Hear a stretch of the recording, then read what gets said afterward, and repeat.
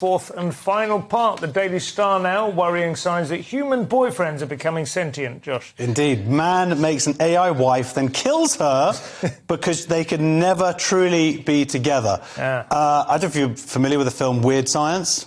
Do you remember that? Yeah, from a bunch of teenagers. Yeah, it's a great film. All science is weird science. Well, yeah, exactly. It's sort of like that. He basically collated all of this, like this, you know, this modern AI chatbot thing. Yeah. And there was an image generator, a text-to-speech tool. Basically, chatted to her all the time, spoke to her more than spoke to anybody else.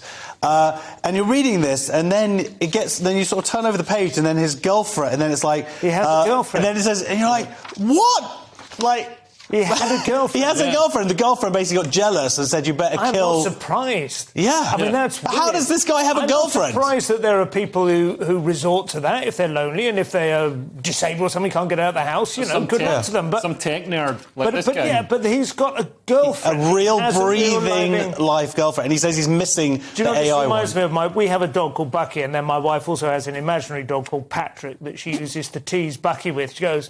Oh, Patrick wouldn't do that.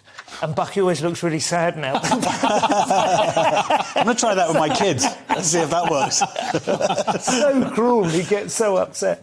But honestly, I think it's really strange, isn't it? Oh, totally strange. I mean, ChatGPT, it's insane. Yeah. People have written... Dominic Frisby wrote an article recently, and he said parts of it had been written by ChatGPT. You couldn't tell. So you can't tell the difference.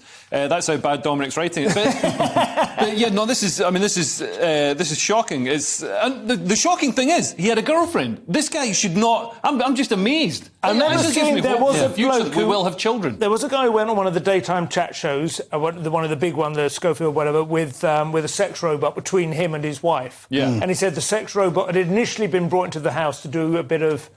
hoovering, and also I don't know if it did hoover, but it was to sort of read bedtime stories to the kids and stuff. And then he sort of brought it in. That was my first appearance on television. Yeah. Surely that's a terrible excuse for having a sex robot. I mean, it wasn't supposed to be a sex robot. Do you know what he called her as well?